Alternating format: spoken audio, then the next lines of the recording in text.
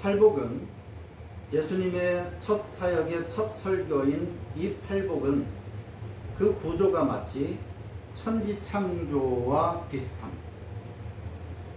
천지창조의 구조를 보면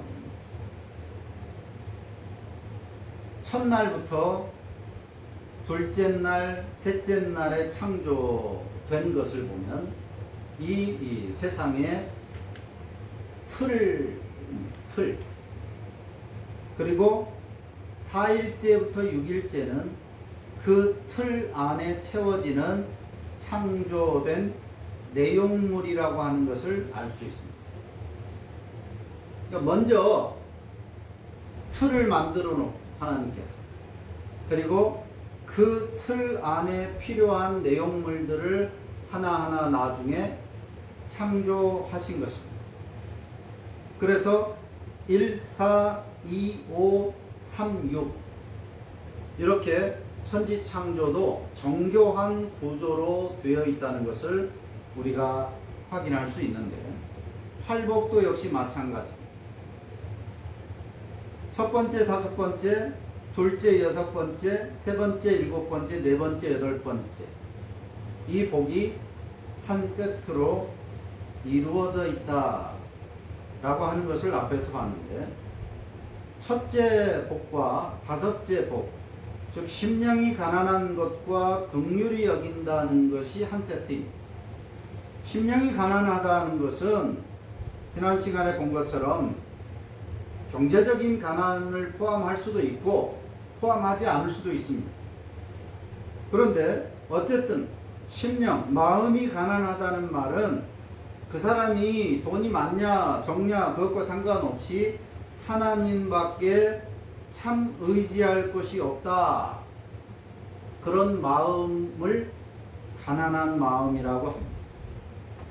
부자도 그런 마음을 가지고 있으면 가난한 사람이고 심령이 가난한 사람이고, 그런데 물질적으로 가난한 사람이 그렇게 생각하지 않다면, 나도 돈을 벌어서 돈에 소망이 있고 돈이 힘이고 그런 생각을 가졌다면 물질적으로 가난한 사람이지만 그 사람은 악한 부자입니다.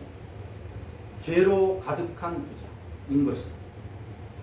즉 심령이 가난하다는 것은 하나님을 절대적으로 신뢰하는 마음입니다. 오직 하나님의 은혜가 필요하다, 이런 내면을 가진 사람은, 이런 마음, 심령이 가난한 사람은 타인에 대해서 긍휼을 베푸는 삶을 살 수밖에 없는 것. 하나님의 절대적인 은혜가 내게 있기 때문에 내가 지금 살아가고 있다 라고 하는 사람이면 다른 사람에게 긍휼을 베풀지 않을 수 없는 것입니다. 70번씩 7번이라도 용서하고, 그렇게 하나님의 용서를 받았기 때문에 그렇게 해야 된다라고 하는 것입니다. 무제한 적. 긍휼을 베풀지 않는 자는, 타인에게 긍휼을 베풀지 않는 자는 심령이 가난한 사람이 아닌 것입니다. 그래서 마음이 가난한 사람, 심령이 가난한 사람은 반드시 타인에 대해서 긍휼히 여기는 행위를 하는 사람입니다. 두 번째 세트는 둘째 복과 여섯 번째 복인데, 애통한다, 마음이 청결하다. 신자는 구원에 대한 자신의 무력함과 또 그렇게 하지 않으려고 하지만 죄에 굴복하고 마는 것에 대해서 애통함을 가진 사람입니다. 내가 열심히 말씀대로 살아보려고 하는데 어느샌가 또 죄에 굴복당하고 마는 자신의 그 나약함, 내가 이 정도밖에 되지 않는다라고 하는 그 안타까움, 그 애통함을 늘 가진 사람. 내게서 나오는 것은 악함만 있을 뿐이다. 복을 주시는 분 오직 하나님밖에 없다, 이걸 아는 사람이 애통하는 사람입니다. 그렇기 때문에 하나님께 손을 벌릴 수밖에 없죠. 자신에게서는 악만 나올 수밖에 없는 그런 악의 공장과 같은 존재라는 것을 알기 때문에 하나님으로부터 복을 받아야 됩니다. 그래서 하나님께 손을 벌릴 수밖에 없는데 그 손이라는 것은 실제 육체적인 손이 아니라 이때 손은 마음을 의미하는 것입니다. 성경이 말하는 하나님의 복 받는 손은 마음입니다. 하나님께 복 달라고 손을 내민다면 청결해야만 되는 것입니다. 그래서 마음이 청결한 자인 것입니다. 그릇을 청결하게 하는 것입니다. 애통하는 자는 그렇기 때문에 마음을 청결하게 할 수밖에 없는 것이죠. 다른 사람을 향해서도 역시 마찬가지로 내가 하나님의 절대적인 은혜를 받아야 하는 사람이고 또 내가 가진 모든 것들이 하나님의 은혜로 인한 것이기 때문에 다른 사람들에게 무엇인가를 할 때에도 좋은 동기, 선한 동기를 가지고 겸손한 동기를 가지고 베풀어야 돼요. 나보다 못하니까 내가 좀 베풀어 주겠다가 아니라 내가 이렇게 베풀어 주니까 나를 우러러보고 나를 의지해야 된다, 이런 동기가 아니라 하나님으로부터 거저받았기 때문에, 그래서 내가 아무런 대가 없이 아무런 다시 돌려받을 마음 없이 베푸는 그런 청결한 마음을 가지게 된다는 것입니다. 세 번째 세트는 세 번째 복과 일곱 번째 복입니다. 온유한 자, 화평케 하는 자. 온유하다라고 할 때 이 온유하다라는 말은 외면적인 압박, 즉 핍박을 전제하고 있습니다. 온유하다는 것은 지금 핍박을 받고 있는 사람이라는 뜻입니다.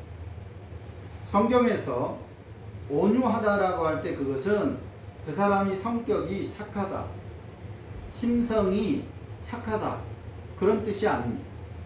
성격을 말하는 것이 아닙니다. 성경이 말하는 온유는 그런 착하고 참기만 한다는 의미가 아닙니다. 압박, 핍박을 풀어내는 기준. 예수를 믿음으로 인해서 당연히 압박이 있고 핍박이 있고 손해가 있습니다. 그 시대는 물론 말할 것도 없고 종교의 자유가 있는 오늘 이 시대도 마찬가지입니다. 예수를 믿는다는 것은 손해와 압박과 심지어는 핍박도 받는다는 것을 포함하고 있는 것입니다. 자, 그것을 어떻게 풀어내느냐? 그 풀어내는 기준이 무엇이냐?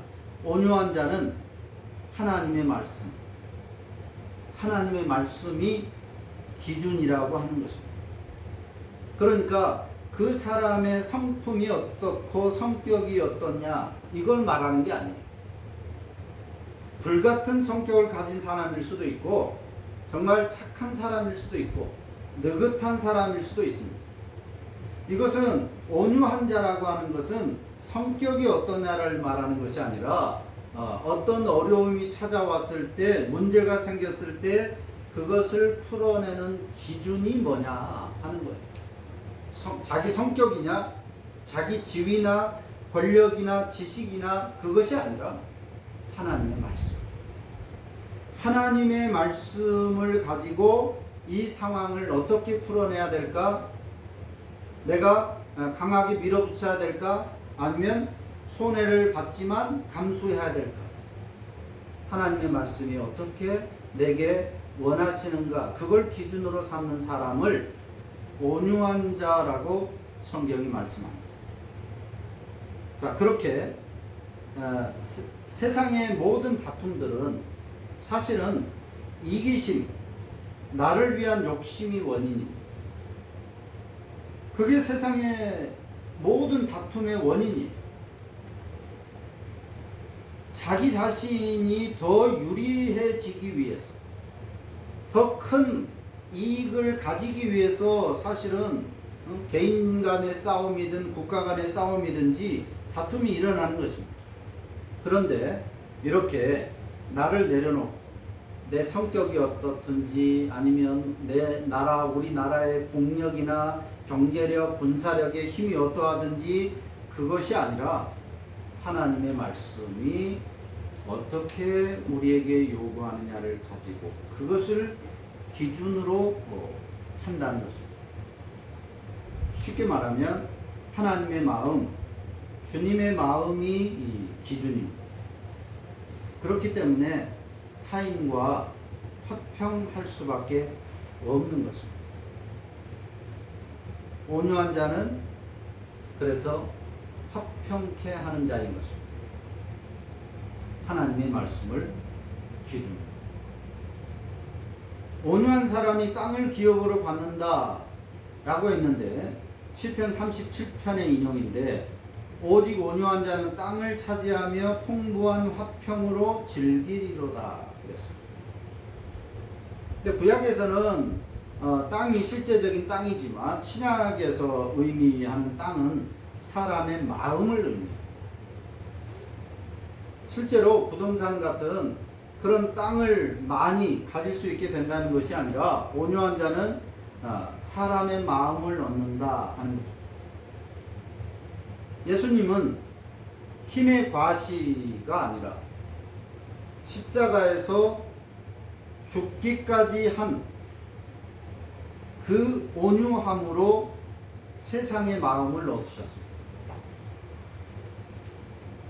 베드로가 칼로 예수님을 잡으러 온 사람의 귀를 잘라내버렸어요. 그랬더니 그 귀를 다시 예수님이 붙여주시면서 칼로 흥한 자는 칼로 망한다. 그 당시 로마의 그 어떤 구조를 거부하신 것입니다. 얼마든지 하늘의 천군 천사를 불러서 로마를 무력으로 힘으로 제압할 수 있었지만 그러나 예수님은 자신의 능력이나 힘을 과시한 것이 아니라 오히려 십자가의 죽으심으로써 세상의 마음을 얻으셨던 것입니다. 그래서 마태복음 11장에 가서 보면 나는 마음이 온유하니 그랬습니다. 예수님이 마음이 온유하니, 예수님이 심성이 착했다, 성격이 느슨했다, 그런 예수님의 성격을 말하는 것이 아닙니다. 하나님의 말씀,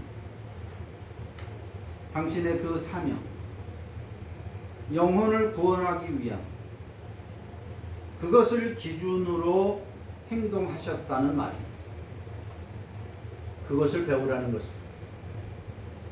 그래서 예수 믿으면 착해야지, 예수 믿으면 다 양보해야지, 배려해야지, 이렇게 말하는 사람이 있는데 그것은 때에 따라서 다른 것입니다. 그래야 할 때가 있는 것입니다. 그렇게 사는 것을 사람들은 뒤에서는 바보라고 그러고 수군거리는 겁니다. 온유하다는 것은 성격을 말하는 것이 아닙니다. 하나님의 말씀으로 문제를 풀어낸다, 그런 뜻입니다. 예수님은 온유함으로 세상의 마음을 얻으셨습니다. 그것을 본받았던 신약의 교회들, 또 초기의 교회도 무력이 아니라 온유함으로 사람의 마음을 얻었고 결국 로마를 정복했고 교회를 확장시켰던 것입니다.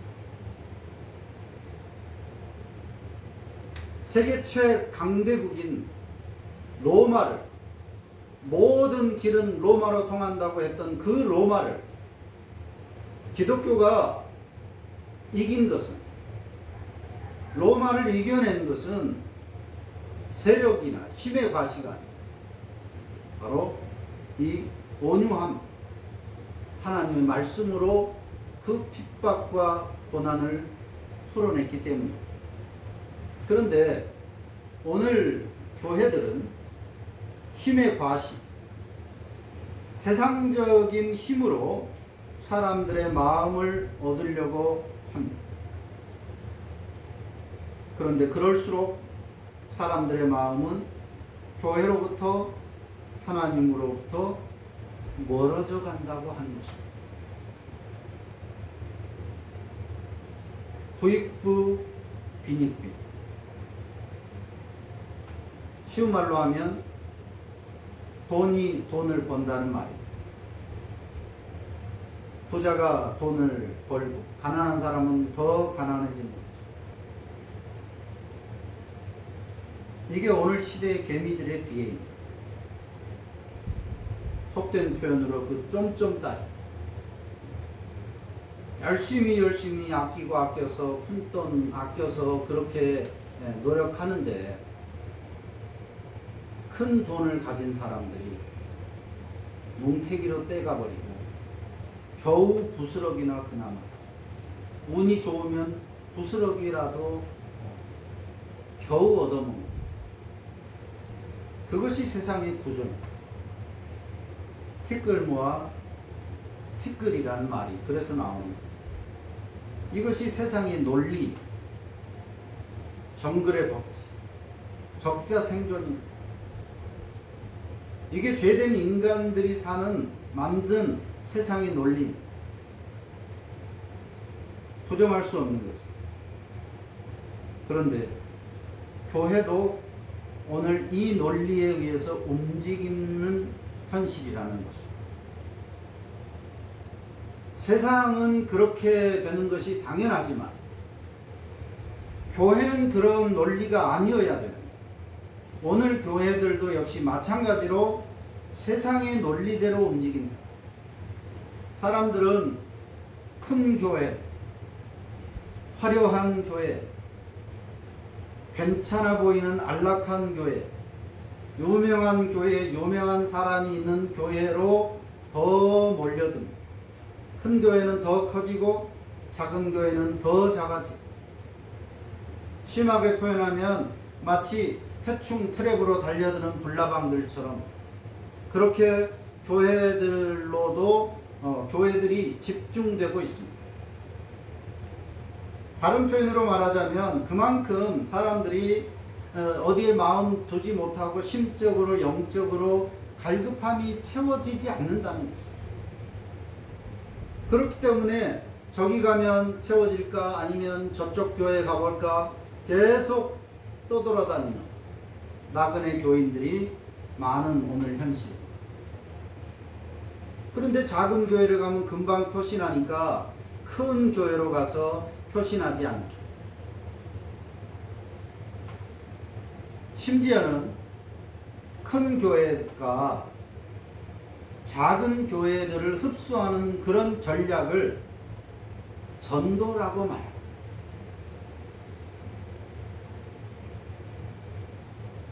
교회를 다니든지 말든지 상관이 없어요.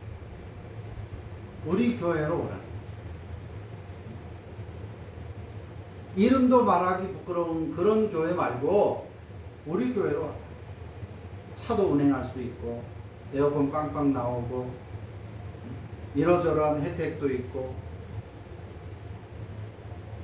그렇게 데려갑니다. 그걸 전도라고 말합니다. 수평이동. 작은 교회들을 고사시킵니다. 심지어는 큰 교회가 지부 교회를 세워서 그 주변에 있는 교회들을 싸그리 무너뜨리고 말. 교회가 교회를 무너뜨리는 그런 현실입니다. 교회들 간에 교회는 하나다. 이게 보편교회. 사도신경을 매 예배 때마다 고백합니다. 하나의 교회, 공회, 머리가 하나입니다. 가족이에요, 사실. 그런데 교회들 간의 상생, 동행의 논리는 찾아볼 수 없고 수단과 방법을 가리지 않는 동원의 논리만 지배하는 오늘 교회의 현실인 거죠. 같이 가자. 큰 교회는 작은 교회를 돕고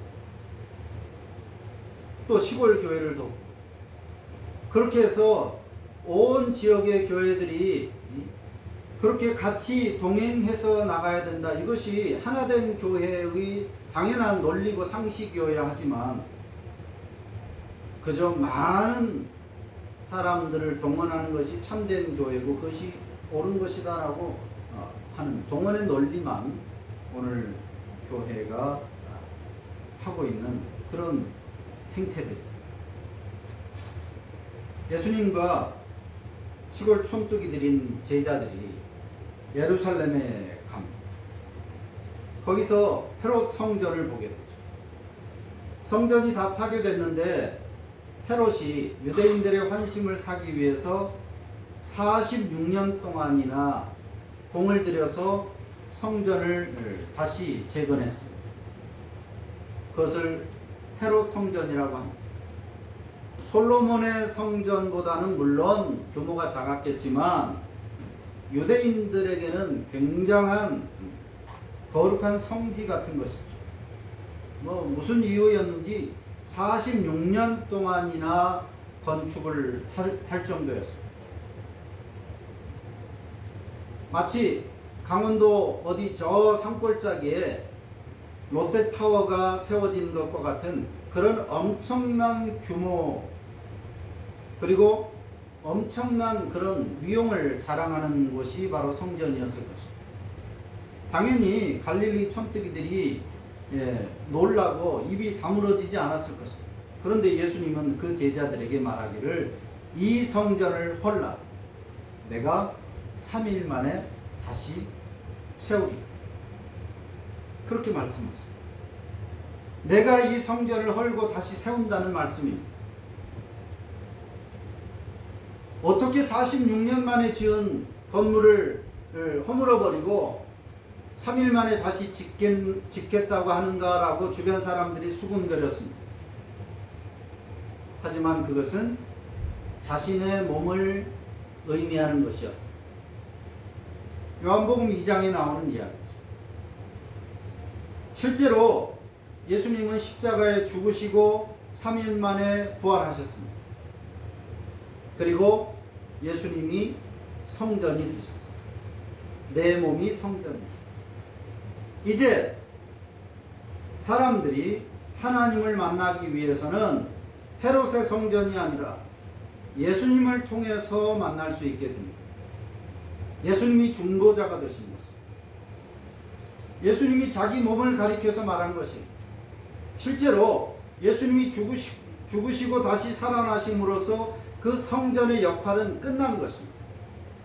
무너져 버린 것이죠. 그리고 새로운 성전, 예수님이 세워진 것입니다. 물론 제자들은 나중에서야 그 말씀의 의미를 깨닫게 됩니다. 이미 건물로서의 성전의 역할은 끝난 것입니다. 그런데 큰 교회를, 큰 예배당을 성전이라면서 더 크게 지으려고 오늘 사람들은 애를 씁니다. 예수님께서 무너뜨리신, 내가 무너뜨릴 것이다 라고 하신 그곳으로 사람들은 몰려들고 있습니다. 건물은 아무 의미가 없는 것입니다. 좋은 건물, 큰 건물이 성전이고 그곳에 마치 하나님이 더 계실 것처럼, 작고 낡은 교회에는 하나님이 안 계시는 것처럼 사람들은 큰 교회로, 유명한 교회로만 몰려들고 있는 것입니다. 예수님께서 팔복을 통해서 하시는 말씀은 하나님의 자비하심, 은혜를 받는 그릇은 가난이고 애통이고 온유였습니다. 한마디로 말하면 하나님을 절대적으로 의존하고 말씀을 기준하는 마음입니다. 건물이 아니라, 교회의 시스템, 화려함이 아니라 가난, 애통, 온유, 하나님의 말씀을 절대적으로 의존하고 또 하나님의 그 은혜가 절대적이고 그것이 진정한 복이라고 하는 사실을 아는 그 마음인데 오늘 그 마음이 사라졌다는 거죠.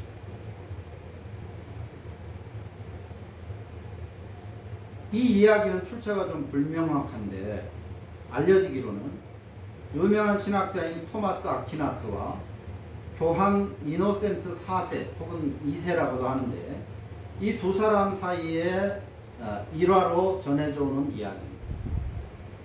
사도행전 3장이 배경입니다. 사도행전 3장에 보면 제자들이 성전으로 들어가다가 안준뱅이를 만나죠. 그때 베드로가 그 안준뱅이에게 말합니다. 내가 너에게 줄 은과 금은 없지만 나사렛 예수의 이름으로 명하노니 일어나 걸어라. 그때 그 안진뱅이가 일어나서 걸었다는 사건이 바로 사도행전 3장에 나옵니다. 자, 이 배경을 놓고 이야기가 벌어지는 것인데, 아퀴나스 유명한 신학자였습니다. 당시 교황이 그 아퀴나스, 토마스 아퀴나스를 불렀습니다. 교황청으로 초대한 거죠.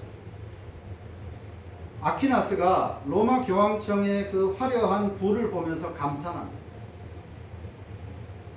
금으로 된, 황금으로 된 그릇들, 황금 기둥들, 화려한 모자이크, 온갖 예술품들, 야, 대단합니다. 감탄하니까 교황이 그렇게 말합니다. 이제 교회는 더 이상 은과 금은 내게 없거니와 라고 말하지 않아도 되는 그런 시대가 되지 않았습니까? 라고 자랑스럽게 교황이 말합니다. 그러자 토마스 아퀴나스가 이렇게 대답을 합니다. 맞습니다. 그런데 더 이상 나사렛 예수의 이름으로 일어나 걸으라 이렇게 말할 수도 없게 되었습니다. 라고 대답을 합니다. 이 대화가 실제로 있었는지 없었는지 명확하진 않지만 이 상황이 오늘 교회 안에 그대로 재현되고 있다고 하는 사실. 혹하면 교회들은 세상으로부터, 정부로부터 핍박을 받는다고 말합니다. 하지만 오늘 교회는 엄밀하게 말하면 기득권층입니다. 예수 믿는 사람들 중에 수많은 사람들이 기득권자입니다. 사업가들, 정치인들, 판사, 검사, 의사, 교사, 교수. 오늘 우리 사회에서 예수 믿는 사람들은 더 이상 약자, 을이 아니라 갑인 경우가 많이 있습니다. 더 이상 교회가 피해자 코스프레를 할 때가 아니에요. 로마 시대가 아닌 겁니다. 교회는 더 이상 은과 금은 내게 없지만 이라고 말할 처지가 아닙니다. 너무나 부자예요. 그런데 예수의 이름으로 걸으라. 이렇게 말할 수 없는, 가난한 마음, 애통하는 마음, 온유한 마음이 사라져버린, 더 이상 하나님의 교회가 아니고 하나님의 백성이 아닌 그런 시대가 되어버린 것입니다. 교회이지만 교회가 아닌,